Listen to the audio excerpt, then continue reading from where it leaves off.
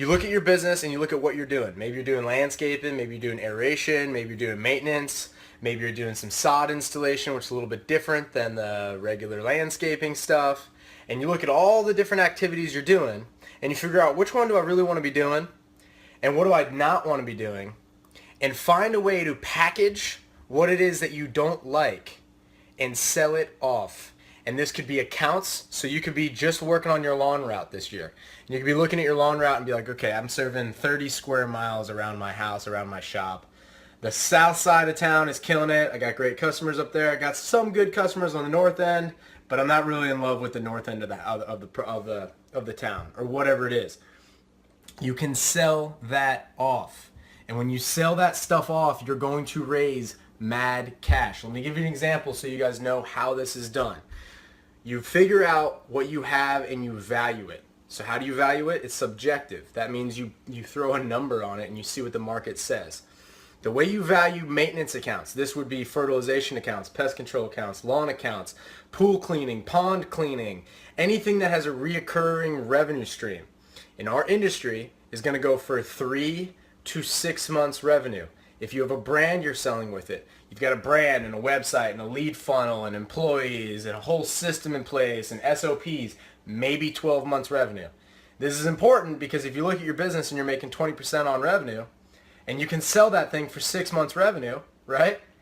You're going to get a year and a half, 2 years of profits now.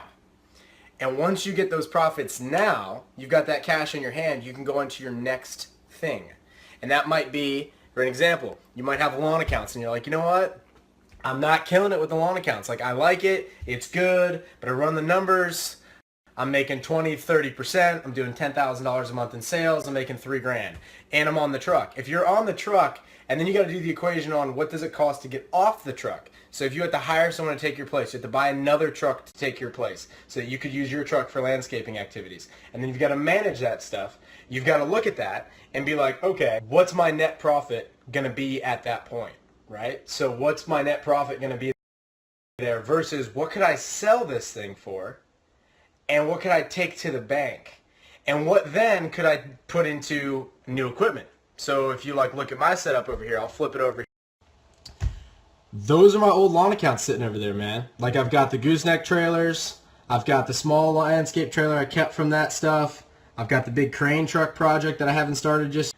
The reason I went to those things is because I looked at what I was making in the lawn account stuff and I was like, all right, I'm doing okay in the lawn account stuff, but if I flip my lawn accounts into bigger pieces of machinery, I'd still be working in the business, but I'd have to do less effort to work in the business, right? And I would have the potential to expand my business into a different area. So it's not saying like, I'm going to get rid of $100,000 a year in revenue and I'm not going to do any more than that. It's basically saying I'm going to get rid of $100,000 of revenue, I'm going to free up half of my week, and I'm going to use that time that I get from the sale, and I'm going to use, or that time I get from the sale and the cash I get from the sale, to then invest and do something completely different.